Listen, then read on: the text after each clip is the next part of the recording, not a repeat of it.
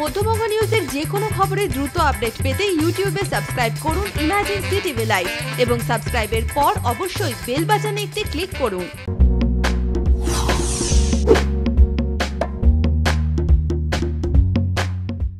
মুর্শিদাবাদ লোকসভা আগামী 23শে এপ্রিল এই লোকসভা কেন্দ্রে ভোট গ্রহণ। একদিকে সংখ্যালঘু সম্প্রদায়ভুক্তদের বাস, অন্যদিকে সীমান্ত সমস্যা।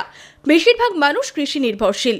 এবার জলঙ্গি বিধানসভার সেই চর এলাকায় রানীনগর 1 এবং রানীনগর 2 নম্বর ব্লকের চর এলাকায় ভোটের প্রচারে মুর্শিদাবাদ লোকসভার বিজেপি প্রার্থী হুমায়ুন কবির। শুক্রবার সকাল থেকেই তার গন্তব্য জলঙ্গির বামনাবাদ চর, কাজীপাড়া থেকে শুরু করে রানীনগর সীমান্তের মাঝারদিয়ার, মহাদেবপুর, বর্ডারপাড়া, চর দুর্গাপুর, চর কুঠিবাড়ি সহ বিভিন্ন জায়গায়।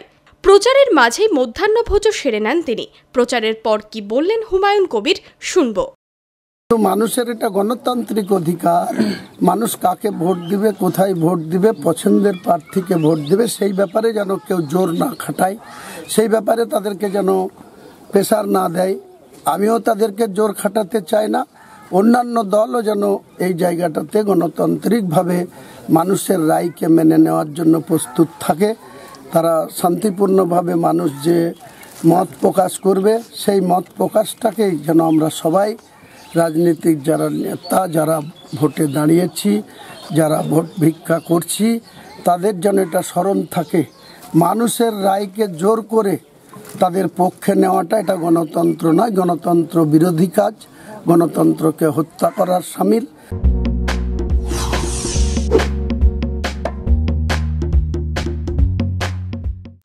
মধ্যবঙ্গের ভোটের সব খবর সবার আগে আপডেট পেতে আজই আপনার স্মার্টফোনে গুগল প্লে স্টোর থেকে ইনস্টল করুন ইমার্জেন্সি টিভি অ্যাপটি আর দেখতে থাকুন ইমার্জেন্সি টিভি, মানুষের কথা সরাসরি মানুষের মুখ থেকে।